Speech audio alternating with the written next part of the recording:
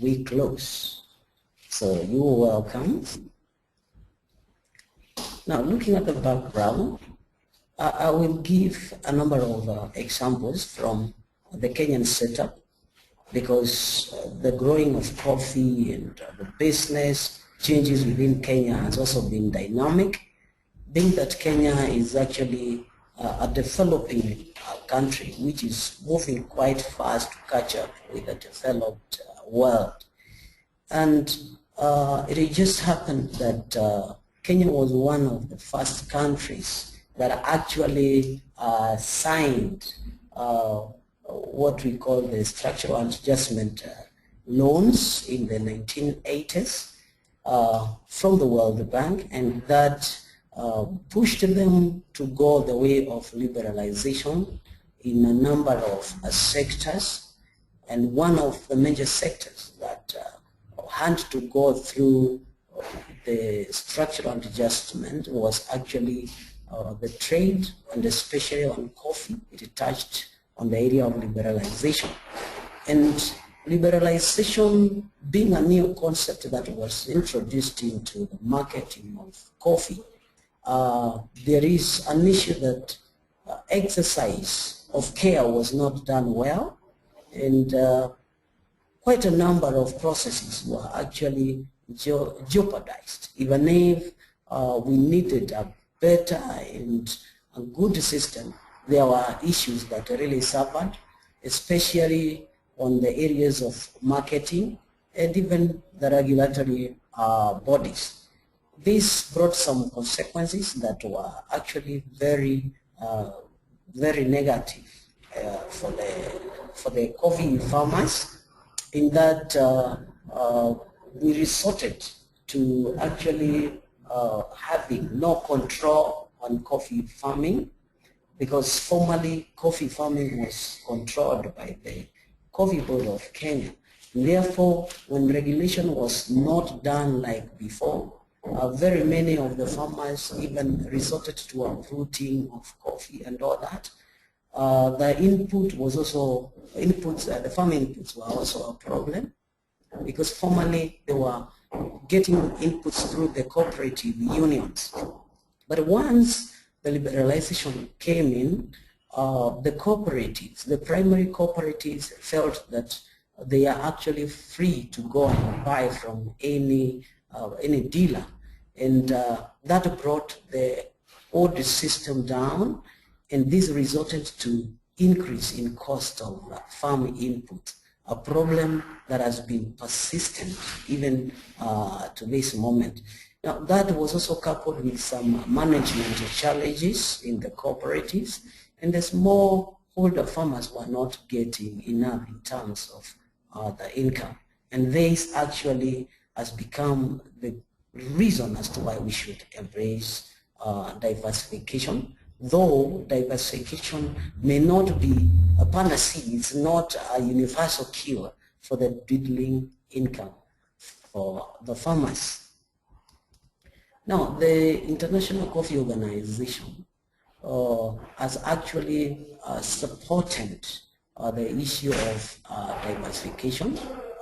And from the ICO, we understand that coffee is a major export earner for the developing countries, and virtually all the growers who depend on coffee for the most of their income are hit hard when the prices fail or when the prices fall. And therefore, ICU is promoting the development of diversification programs, encompassing projects to generate complementary earnings for the growers. And for the countries exporting agricultural products, primary products, diversification means identifying products and markets, market growth areas, and the adoption by government and the business community of sustainable policies and measures to penetrate these markets. So let's ask ourselves, what is diversification? Mainly, diversification is ways of increasing the farmers' streams of revenues. A case in Kenya is that we have two seasons. We have one we call early harvest or early crop and a late crop. And these two seasons vary in terms of production levels. One has lesser production, then the other one has really the bulk of production. And therefore you find the farmers at some point remain without much of income, because coffee for the one for the lesser season is combined with the one for the greater season, and the payments are made once a year. And that means that the farmer is left without enough income to actually keep him running all the year, yet they have costs in the burdens of their family, the education for their children, health, food, among others. All these costs are remaining, yet the farmer is not having income at that point of the year. A number of households also do not get sufficient income from coffee to meet their regular needs, and therefore there is need to venture into other income generating activities to actually make sure that they are comfortable throughout the year. Why then should we embrace diversification? One very, very important thing is the mitigation against risks. It is saying that it is not right to put your eggs in one basket, and therefore when you diversify, the greatest bait of it is that you want to create chances in that when your crop fails, you still have something that you can hold on. Currently we have a global concern that the weather changes are here with us sometimes because of global warming. We are going through various challenges in farming, and when we have these challenges, it is good to have something that the farmer can fall back to. And therefore mitigating risks is really very, very important to the farmer. The other aspect is market diversification.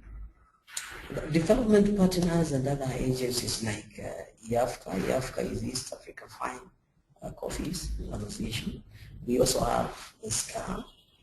They could assist the growers through training and educational as well as exchange programs, improving expertise and trading methods alongside facilitating contacts with customers and those from importing countries.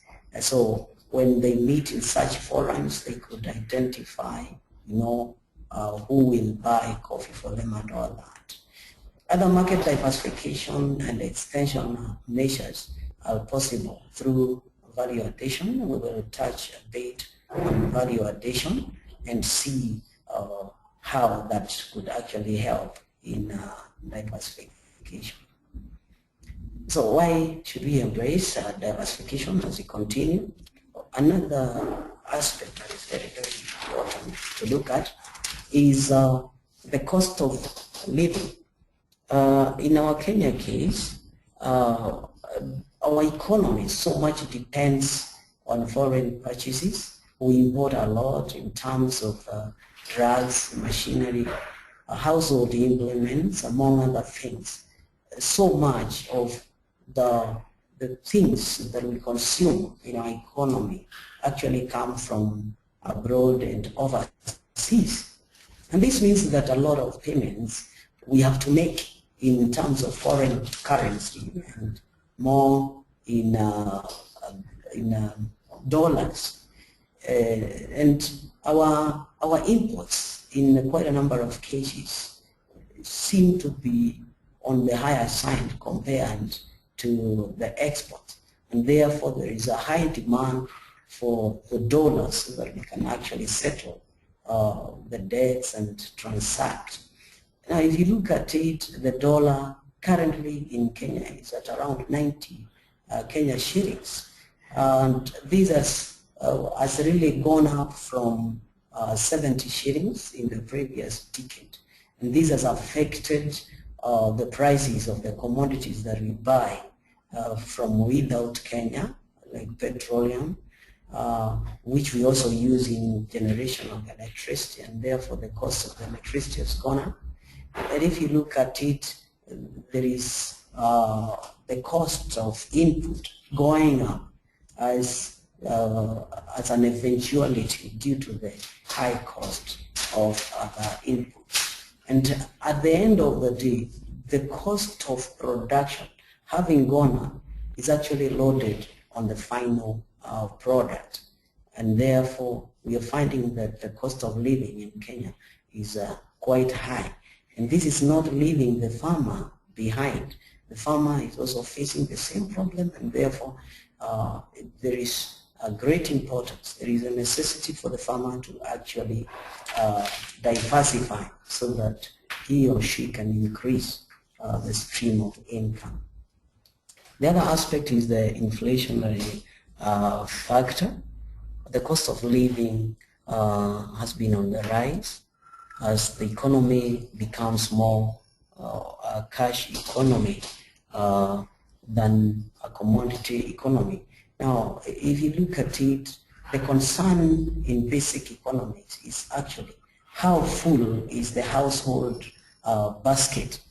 But we find that many people are on the cash. How much do I have? How much am I getting? The concern is not on how full is my basket. And the basket has gotten depleted every time, irrespective of the money that is coming in. And so very many people, after agitating for high pay and all that, starting with the legislators, teachers, doctors, all that, many followed suit, and there has been so much of inflation that has depleted the wealth in our money.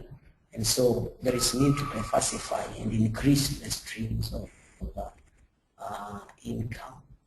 The other aspect that I want us to touch shortly is unemployment. The best economic situation is where we have full employment of resources, the resources committed to production. And any production that could go alongside the coffee farming, if it remains undone, then it means that those resources are lying idle, they're not being utilized, and therefore that is actually unemployment. As coffee is a seasonal crop, the farmers can still manage to invest in dairy farming. The society could invest in other farming, cultivation of bamboo, fish farming, among others. However, there is a challenge, especially when it comes to value addition. In that, value addition is the best way to go, especially in our case in Kenya. However, the challenge is that the farmers, the cooperatives find it as capital intensive, and the cartels that have been prevailing in the market and the brokers actually have formed such a board that is hard for the cooperative societies to break on their own. This only would be possible with the government intervention, and therefore it is a challenge to many of the farmers. In 2005, the government of Kenya opened direct marketing. However, it has not really peaked. Despite the assistance by the Export Promotion Council, we have been seeking for markets, but it has actually not gone very well. And coffee still is going through the auction and very little through the direct marketing. It's a dream yet to come through in Kenya.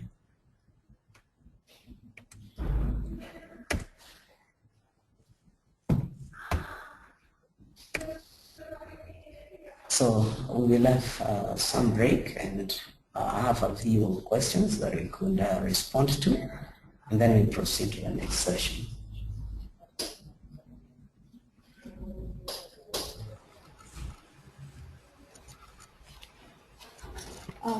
We have come to the second part of the webinar, which will be question and answer session.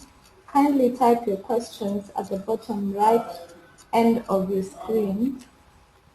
But currently we have one question from Benjamin. What can be done to improve the diversification in cooperatives?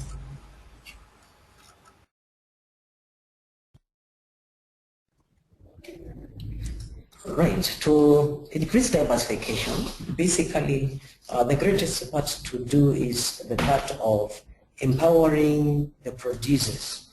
And empowering the producers in this case is in terms of giving them the requisite knowledge on diversification. If you look at the Kenyan aspect, after liberalization, the extension services by the government actually stopped completely. And right now, in our Kenyan case, we are depending on some NGOs and other agencies that are willing to come and do capacity building to farmers, trying to show them the way forward in the areas of diversification, in the areas of management, how they can better produce their coffee and run the cooperatives. And therefore, the best way is to ensure that the farmers who have come together to form these cooperatives are given the knowledge required to actually go into diversification. The options are brought to them, and they can see the options of where they can actually earn more crop or go to different crops as they do coffee and other economic activities that could help them. Yes, I think that is okay.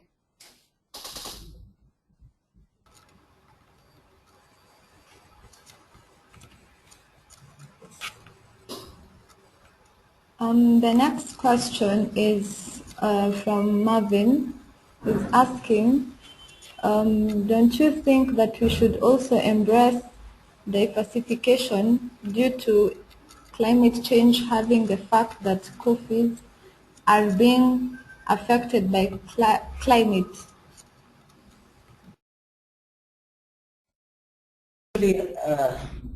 Actually, I have just saying that one of the challenges that we are facing is the challenges of climate change.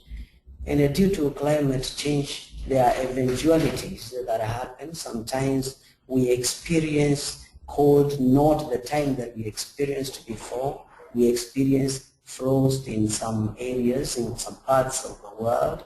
We experience dry weather in some parts of the world. And this has actually disrupted the normal way of the seasons. And therefore, we need to diversify so that in case there is an adverse effect on coffee production, then we can always have some other crop or some other way of bringing income to us. So diversification is also warranted by that factor that there is the effect of the global warming.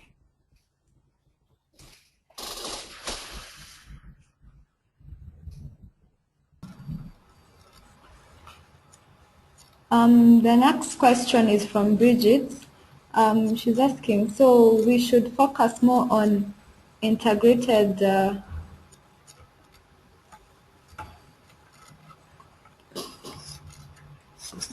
sustainable farming systems than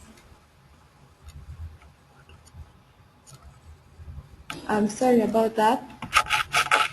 She's asking, so we should focus more on integrated sustainable farming systems than specifically on coffee production.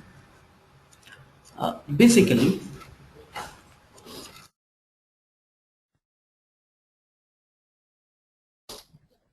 if you look at it, sustainable farming is about embracing the three-pronged approach into coffee farming, where we have the concern for the economic bait. That means as we do the farming, we ensure that we are getting income.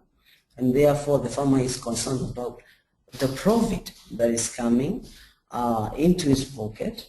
There is also the concern in terms of the social welfare, that you're concerned about the people. And the third aspect in sustainable farming is the concern for the environment. Therefore, we have the three-pronged approach. We have the profit, we have the planet, and we have the people. And that will mean that we have a sustainable environment to carry out our business. And so as we look at specialty coffee is also considering the aspect of the environment. The concern on specialty coffee is not only on grade and quality alone, but we are also looking at, did you grow your coffee in a way that you respected the conservation of the environment and the welfare of the people? And that means that if we look at specialty coffee, we need to look at it also in terms of sustainability in coffee farming.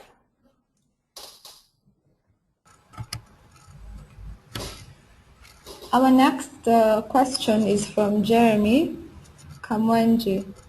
Do you think the best marketing strategy for Kenyan coffee is partnering directly with marketers such as Starbucks, and ensuring that farmers are well trained in deep and sustainable farming by Kenyan consultants?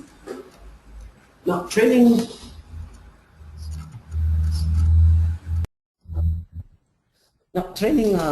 the farmers on the best ways and the strategies to market coffee is very, very important, because they will be able to organize their businesses. Partnering is also very, very important. However, if you look at it, there are those who have been players in the market. The dealers have also been partnering with the big dealers elsewhere, and therefore the only thing that can happen is delinking from the current dealer, and then you transact directly with the big dealers and the roasters abroad.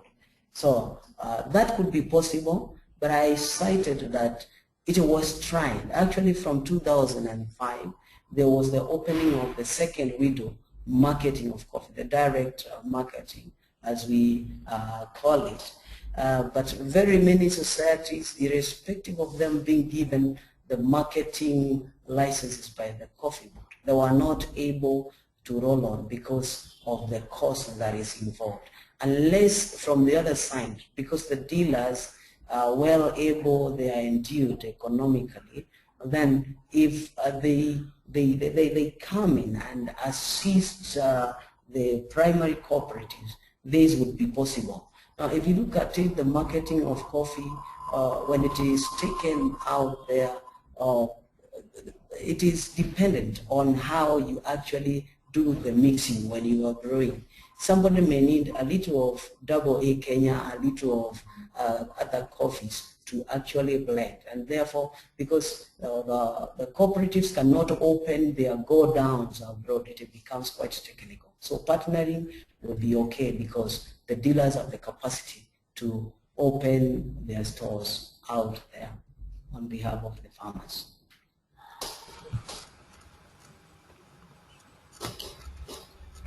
Our last question will be from Ebenezer. The rest of the questions will be answered in the next session. So he's asking, why is the fact that NGOs are not supporting farmers to do roast and exporting coffee that will increase their income to 200%? This way farmers boost their revenue. Give us any ideas on that.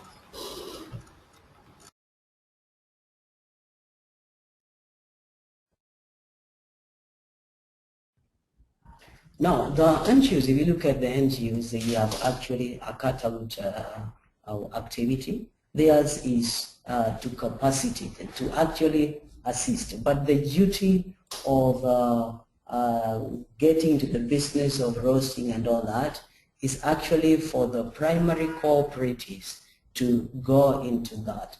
they actually can get their license from the coffee board to do that. The only issue here is that the facilities to do coffee roasting, the facility is quite expensive, and therefore it would be required that they partner or they get some venture capitalists on board to actually help in that case. And so the NGOs, yes, will help, and they are actually helping in understanding the aspects of quality, in increasing coffee production and all that. They have even gone into the testing of the quality through taking the farmers through cupping and all that to understand the quality of their coffee. But that is all they can do.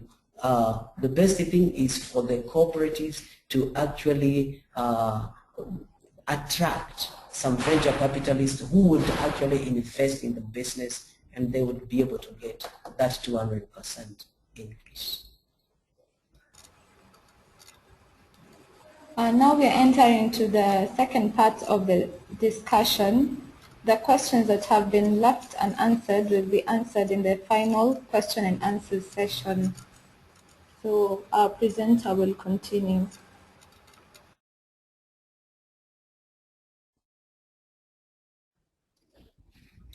Right, let's proceed. And right now I want to look at the ways of diversification. And looking at the ways of diversification, we have two broad categories, and one is the horizontal diversification. This is where we have alternative crops or economic activities that are distinct from coffee. And secondly, we have vertical diversification. This is developing new types of coffee. Also, it involves growing of other crops to support activities which could raise complementary earnings for coffee growers and more effectively coordinated investment decision making. Such could be crops like macadamia nut, which you can actually grow without eliminating coffee growing.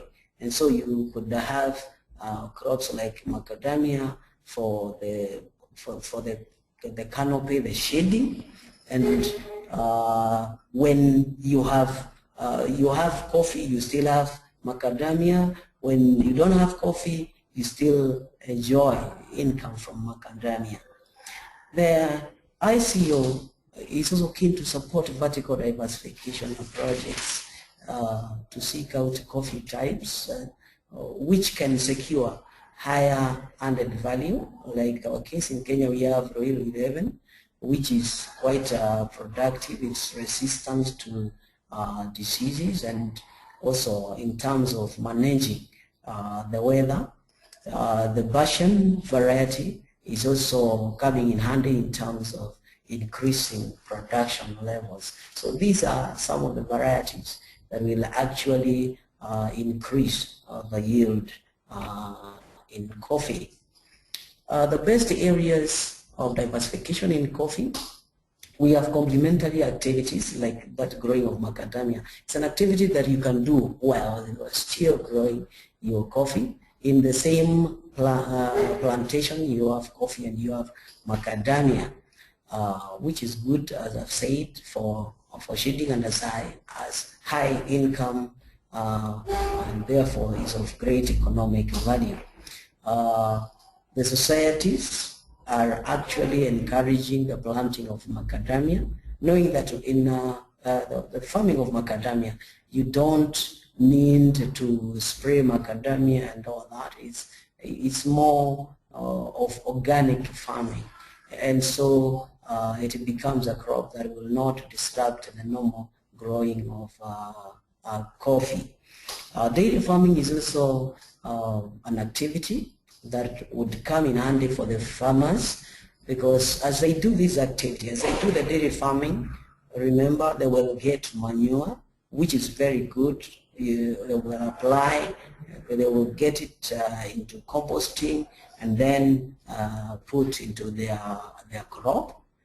They could also use the same manure. The dung is used for biogas, and therefore that cuts on the cost of fuel for the household, and dairy farming in this case becomes an activity that is complementary to coffee farming and an important activity.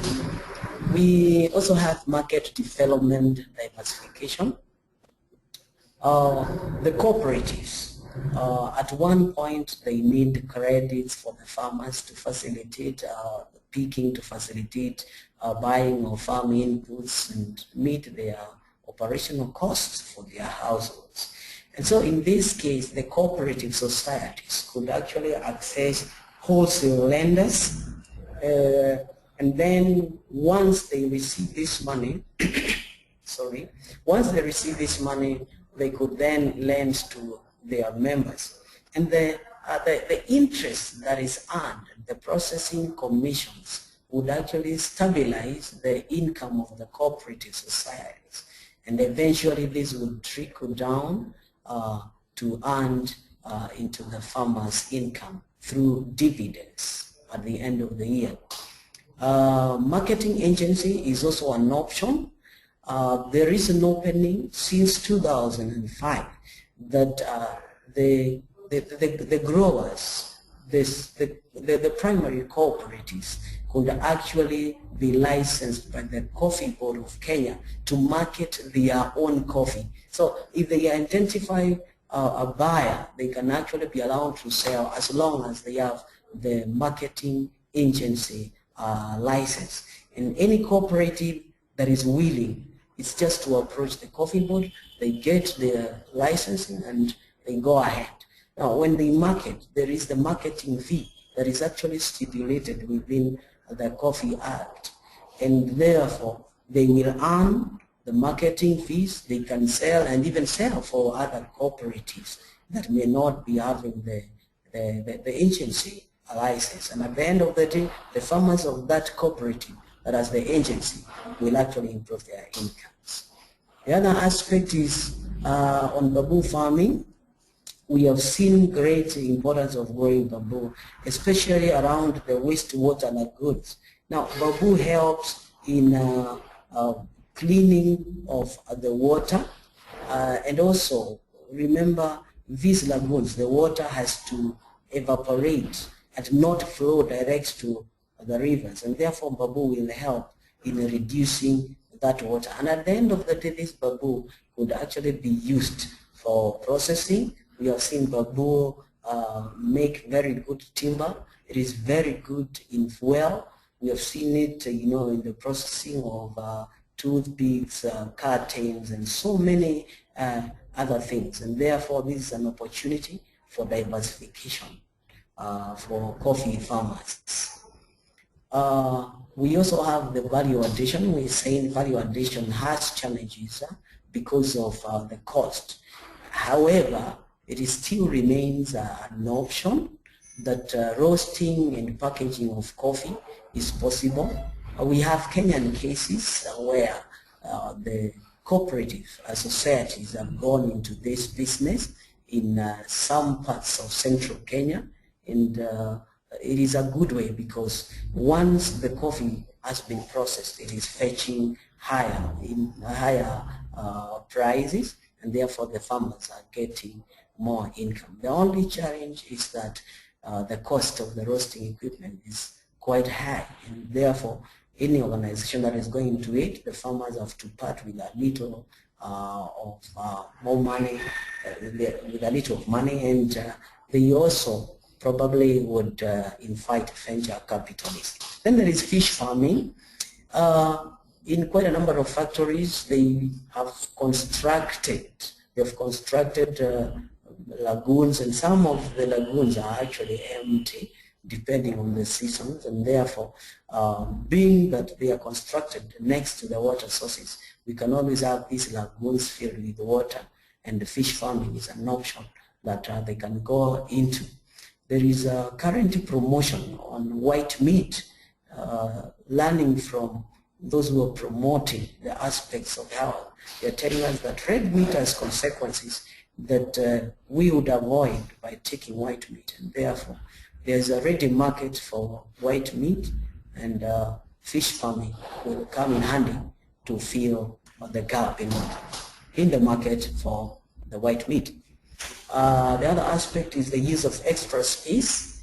The factories, quite a number of factories have excess of space which they could utilize. They have big chunks of land, and this could be used for other economic activities. Some could offer alternatives for low-cost conference facilities, and the farmers would, at the end of the day, get some income. So with that, we go to the next session of questions and answers. Thank you.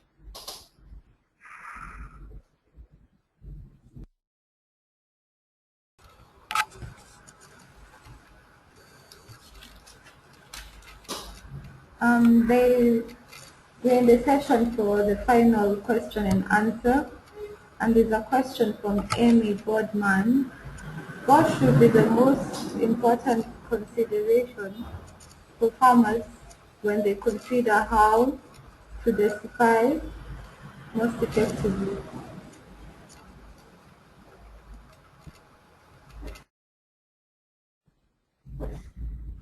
Now, when the farmers consider the most, what the farmers would consider as most important is, as you diversify, you're diversifying to actually increase the stream of income. And therefore, as you diversify, the first question should be, am I making any economic difference in the activity that I'm adding to coffee farming?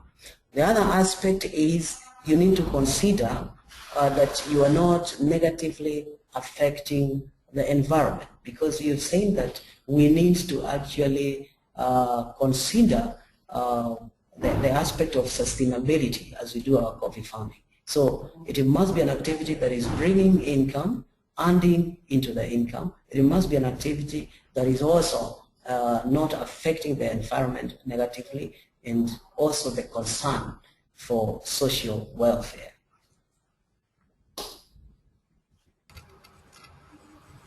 The next question is from Patrick. He's asking, what is the role of corporate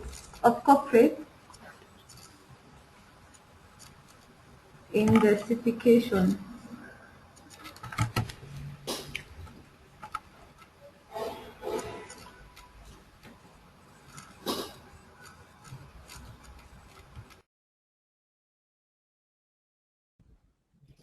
Okay, the role of cooperatives in diversification. Remember, the farmers, in a number of cases, coffee is grown by smallholder farmers who have consolidated their production so that they can process together. And therefore, they have come together for the purposes of the economies of scale to cut down on the cost of production. And the concern of diversification is to increase the streams. Now, how you increase income is either by having the prices go up or by reducing the cost of your product.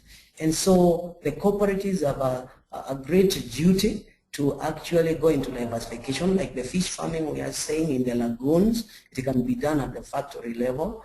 The lending of money to the farmers and all that, the cooperative can actually approach wholesale lenders, and then they have money to lend to their farmers. And therefore, the cooperatives have a great part to play, being that it is a coalition of all the farmers for the purposes of cutting costs.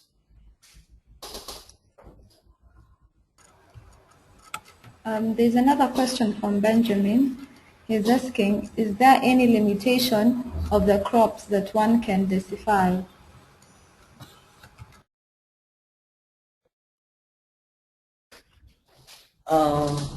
Yes, we can say there is a limitation in that there are some crops that you cannot cultivate together with coffee. There are some crops that are known that they can actually scramble for nutrients, and therefore your coffee will lack nutrients. And so there are crops that you cannot plant as cover crop. There are some crops that you cannot even use for shade. It is known that there are some other crops that could have their pollen affecting the process of fertilization in coffee. And therefore, such crops are actually discouraged from cultivating them in the same plantation with coffee. However, if you have some extra land, you can always do that on the side. And so there is that a bit of limitation, and that is why we have said crops like macadamia, which go very well with coffee farming. They are good to diversify with. We have also some trees. You can go into the business of growing trees. There are trees that you can actually plant for shade, and they are good in your coffee plantation. So you can actually plant them. Once they are grown, then you can have some wood and timber as you plant others. Because for every tree you cut, you need to plant more so that you don't affect the environment negatively.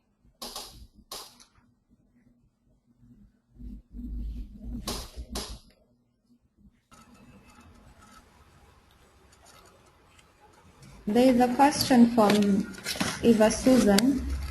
She's asking, in Tanzania, we have a problem in choosing diversifying crops. A banana, though a possibility, the farmer has a market issues.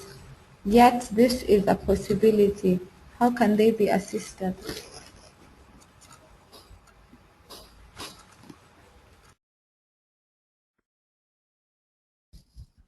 Now, if you look at the banana is very good as a cover crop as long as you actually do some good spacing. It is very good. However, as you diversify, we have seen that the lead thing is you're diversifying to increase the income of the farmer. And the best thing is in that case where you have bananas and the concern is the market, then the cooperative, through their togetherness, they can actually look for a common market. We have very good markets for bananas. Bananas is being done value addition where we have even flour. We have flour, we have crisps from bananas and all that. And therefore, the only thing is to actually look for a good market for bananas. We have bananas being put together and be mixed with some other flour. It is good for, especially for the areas that are dry, the areas which are getting relief food. Therefore, it's just getting to the relevant agencies that deal with the relief food, and we can actually have the promotion of bananas products in that case. And therefore, banana is very, very good for diversification. It is good. It should be encouraged. However, the market needs to be sought for, and the farmers will be sorted out. Another question from Nerea. Does it therefore mean the farmer can only diversify in farming other crops, or is it advisable to try other enterprises?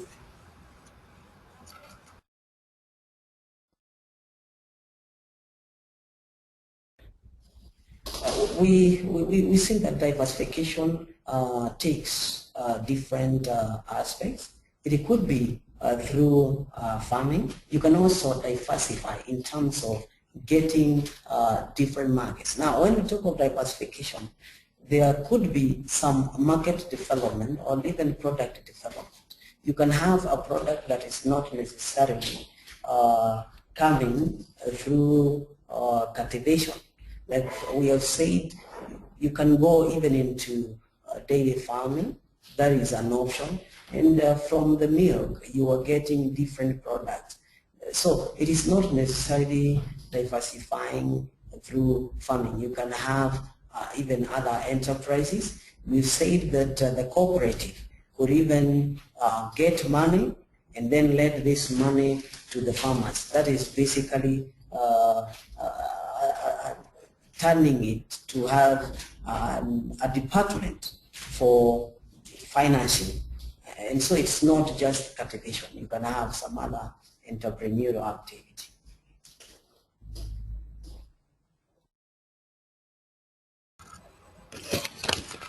Lastly, we'll have a question from Ebenezer, where he's asking, can coffee tourism be considered as diversification for farming societies through organized tours in the coffee farms,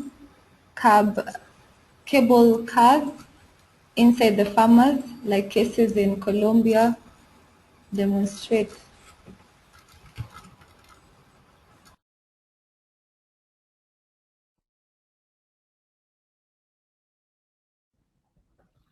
Yeah, tourism is one way that can actually improve.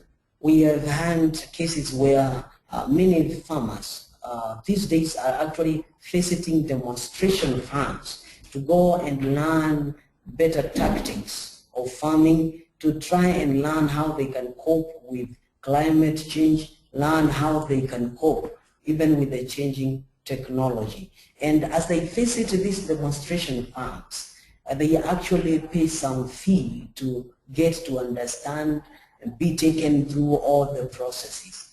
We have had this in many other crops, not only in coffee, and therefore in coffee having tourism, coffee tourism, it can be a way of diversifying. Farmers will come and learn more from those demonstration farms.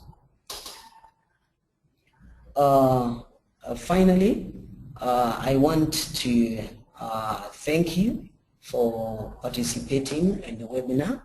I'm grateful to have taken you through this, and I believe we are together in making sure that our farmers get the best in terms of knowledge, get the best in terms of what they can do to actually add into their incomes. I hope that your questions are answered, and in case of any other questions, we can always revisit that at a later date. Thank you very much. We have come to the end of the webinar. We thank you for the time. Today's presentation will be available for you on the Progreso Network. Thank you and goodbye.